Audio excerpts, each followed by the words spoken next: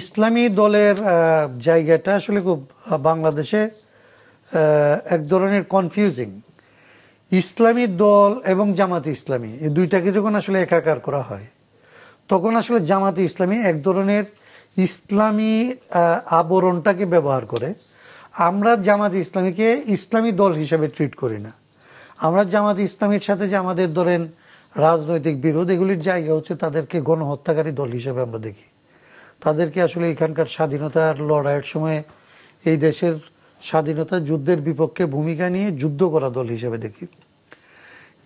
ইসলামী দল এই জায়গায় যখন চলে আসে তখন অন্যান্য ইসলামিক দল যাদের আসলে এই ধরনের যুদ্ধাপরাধের অভিজ্ঞতা নাই কিংবা যাদের ঘাড়ে এই দোষটা নাই, তারা তখন ওদের দোষটাকে নিজেদের ঘাড়ে নিয়ে আসে।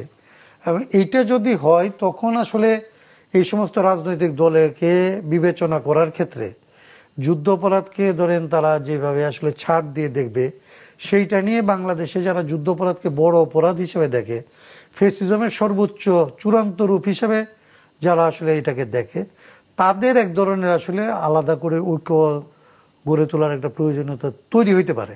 কিন্তু আমি মনে করি এখনো পর্যন্ত ইসলামী দলগুলির মধ্যে অনেক রাজনৈতিক দল আছে যাদের আসলে এই রকমের আসলে যুদ্ধাপরাধের দায় নিজেদের কাঁধে নেওয়ার রাজি হওয়ার কথা না।